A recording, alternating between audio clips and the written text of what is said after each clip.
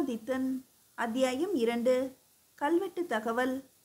திருவொற்றியூர் ஆதிபுரீஸ்வரர் கோயில் கருவறை சுவர் நடைபாதையில் காணப்படும் பராந்தக சோழர் கால 21ஆம் ஆண்டு ஆட்சி கல்வெட்டு ஒன்றில் சேர நாட்டு மன்னர் விஜயராஜா என்பவரின் மகளான ரவி நீலி என்பவர் அளித்த 30 கழஞ்சு பொன் நிபந்தத்தை குறிப்பிடுகிறது. வளஞ்சியர் எனும் அந்த வணிகர் கூட்டம் மெல்ல நகர்ந்து கொண்டிருந்தது தஞ்சை நகரத்தை நோக்கி. வணிகர்களின் பொருட்கள் பெரும் சாக்குகளில் கட்டப்பட்டு பொதி சுமக்கும் கழுதைகளிலும் பெண் குதிரைகளிலும் வரிசையாக வந்து கொண்டிருந்தன. மிக பெரிய குழு அது. மொத்தம் 501 பேர் கொண்ட குழு. குழுவின் தலைமை பொறுப்பை ஏற்றிருந்தார் தாழிமாணிக்கம் எனும் பொன் வணிகர். அவருடன் உப்பு வணிகர், சர்க்கரை வணிகர், இரும்பு வணிகர், துணி வணிகர் என பலரும் அடங்கிய குழு இருந்தது. தாழிமாணிக்கத்திற்கு அடுத்த பொறுப்பில் பந்திப்படாரன் குமரன் என்பவர் பணிகளை பிரித்து கொண்டிருந்தார். வணிகர் கூட்டம் நடுவாந்திரமாய் இருக்க முன்பின் இடம் வலம் என பாதுகாப்பிற்கு அக்குழுவால் பணியமர்த்தப்பட்ட எரி வீரர்கள் எனும் படை வீரர்கள் கைகளில் வேல் கம்புகளோடு நடந்து கொண்டிருந்தனர். முன் வரிசையில் இருந்த எரி வீரர்களிடம் சிறு குறுவாட்களும் இருந்தன. தஞ்சை செல்லும் பெரு வழியில் திருவைகாவூர் தாண்டி போய்க் கொண்டிருந்தது வளஞ்சியர் கூட்டம். வசந்த காலம் முடிந்திருந்த சமயம் அது. வழி நெடுகிலும் குவளை பூக்கள் அணிவகுத்து தலையாட்டி வரவேற்று கொண்டிருந்தன. வணிகர்கள் தங்களுக்குள் உரையாடி கொண்டே வந்தாலும் கவனம் நாட்டு நடப்புகளை பற்றியே இருந்தது. வணிகம் என்பது சாதாரணமான விஷயமல்ல. தந்திரம் மட்டுமே இதில் வெற்றி பெற்றுவிட முடியாது. எதிர்கால கணிப்புகள் மிகவும் அவசியம்.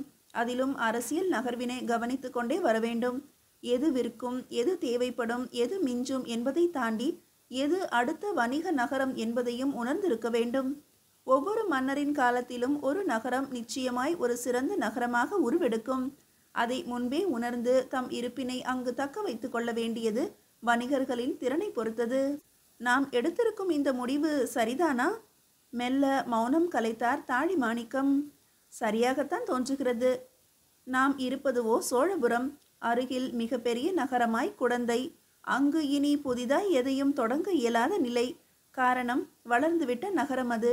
கடல் கடந்த பொருட்களே நாகை வழியாக எளிதில் உள் நுழைந்துவிட்டது.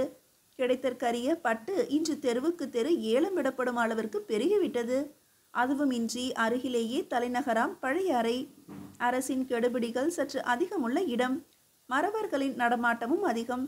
நம்மால் அங்கு நீண்ட நாள் நிலைக்க இயலாது. தற்போது நமது மாமன்னர் பராந்தகரோ எல்லை விரிவாக்கத்தில் மும்முரமாகவே உள்ளார். இளவரசர் ஆதித்தரோ போர் முனையையே தனது இருப்பிடமாக்கி கொண்டார். அதனால் தலைநகரில் பரபரப்பு அதிகம். பரபரப்பு அதிகமான இடங்களில் நிதானமாக வணிகம் தாக்கு பிடிப்பது கடினம். குடந்தையை நோக்கினால் போட்டி அதிகம். பரம்பரை வணிகர்கள் தங்களுக்குள்ளேயே வணிகர் சபை அமைத்து எல்லா வழிகளையும் அடைத்து விட்டனர். உள் நுழைந்து உடைப்பது என்பது இயலாத காரியம். மீறி நின்றாலும் அரச குலத்தினரிடம் அவர்களுக்குள்ள செல்வாக்கு நம்மை அலைக்கழித்துவிடும். எனவே இப்போதைய நமது முடிவான தஞ்சை நோக்கி நகர்வதே சிறப்பு என்றான் பந்திப்படாரன். உண்மை. இப்போதைய வணிகம் மறவர்களை சார்ந்ததல்ல, வேளாண் மக்களை சார்ந்தது. அவர்களிடம் நிதானம் இருக்கும். நாளைய தேவை பற்றிய தெளிவு இருக்கும்.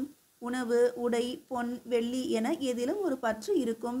அதை பெரிய அளவில் வெளிக்காட்டாவிடினும் சிறிது சிறிதாய் தலை தூக்க செய்வர். சிறிது தூண்டினாலே போதும், வணிகத்தை நிலைநிறுத்திவிடலாம் என்றார் தாழிமாணிக்கம்.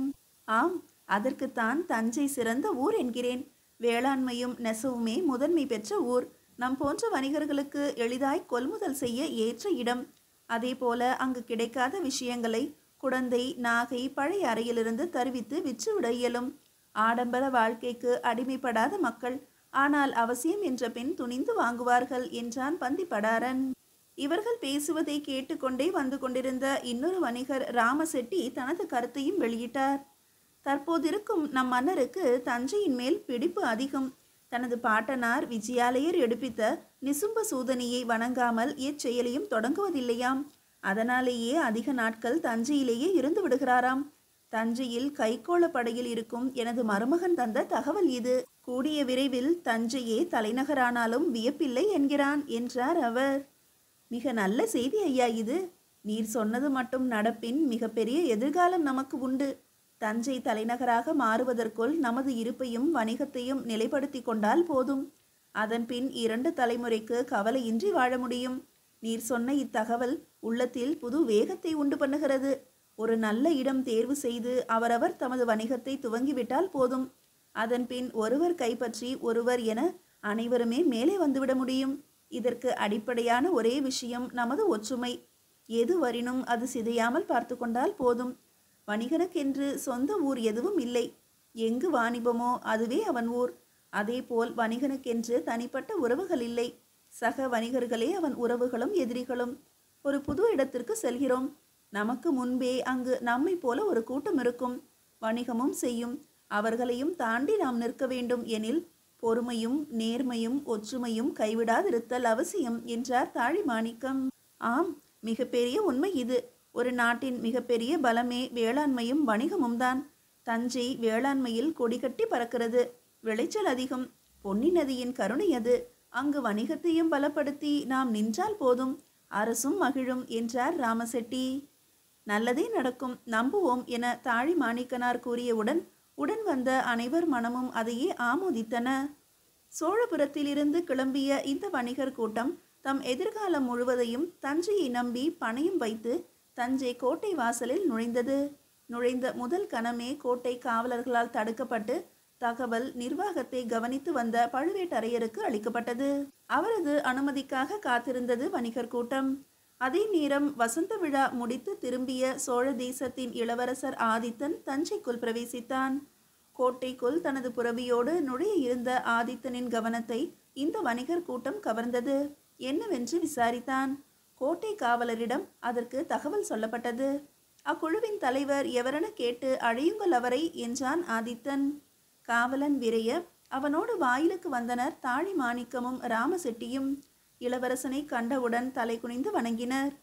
ஏது இத்தனை தூரம்? வணிகத்திற்கு தஞ்சை தவிர சோழத்தில் பெருநகரம் ஏதும் இல்லையா என்று கேட்டான் ஆதித்தன்.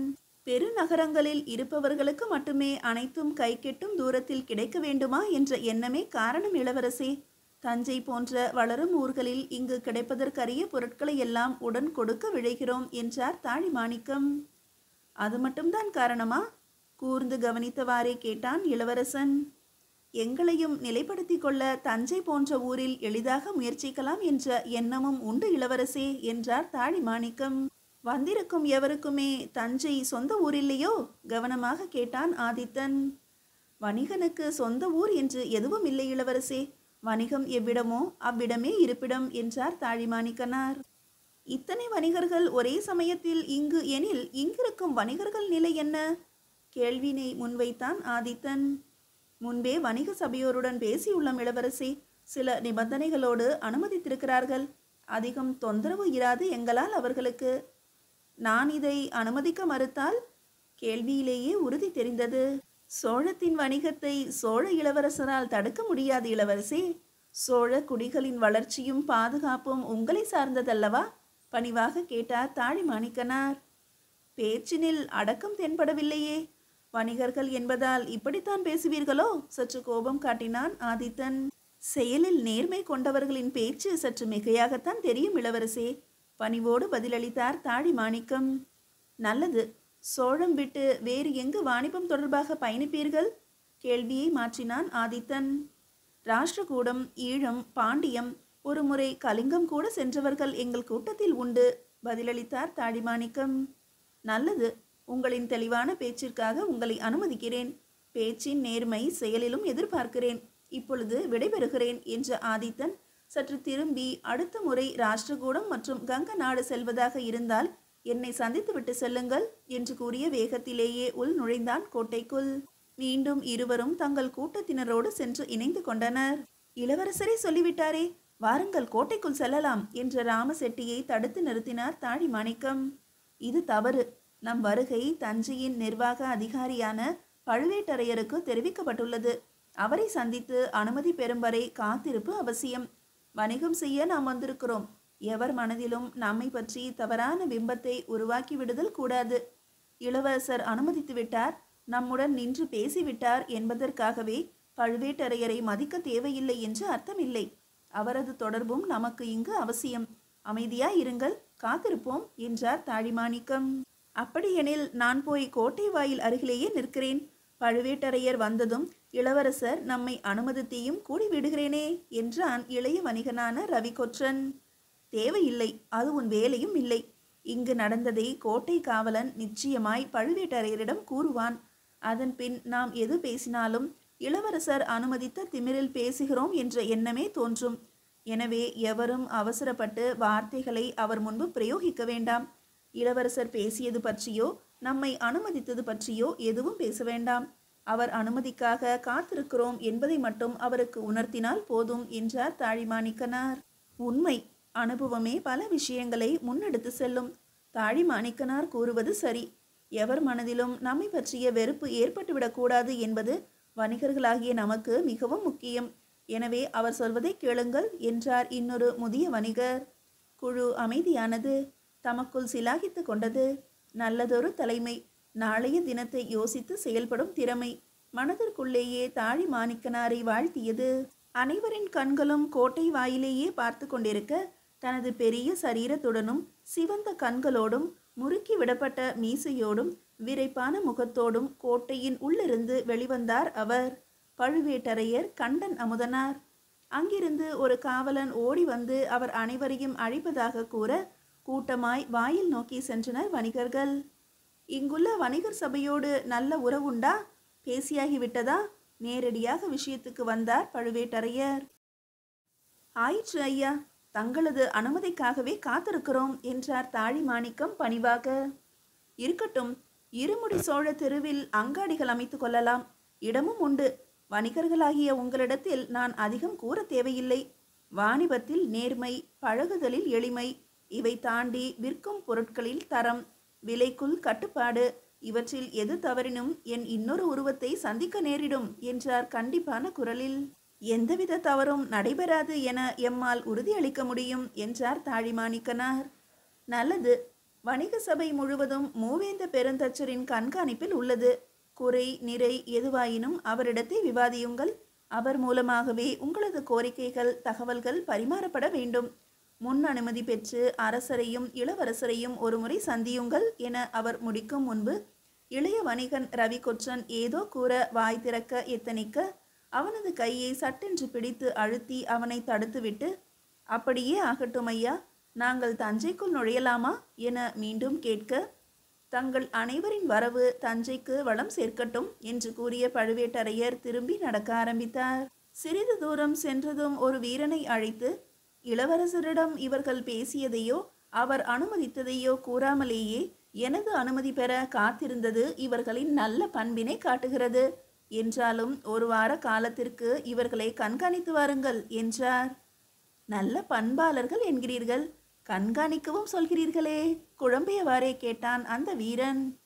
பண்பாளர்கள் என கூறியது நீ அவர்களிடம் முரட்டுத்தனம் காட்டிவிடாமல் பண்போடு நடந்து கொள்ள வேண்டும் என்பதற்காக. கண்காணிக்க சொன்னது நான் அவர்களிடம் எப்படி நடந்து கொள்ள வேண்டும் என்பதை தெரிந்து கொள்வதற்காக. புரிகிறதா என்ற பழுவேட்டரையர் அவன் முகம் பாராமல் நடக்க ஆரம்பித்தார். மீதியை அடுத்த அத்தியாயத்தில் காணலாம்.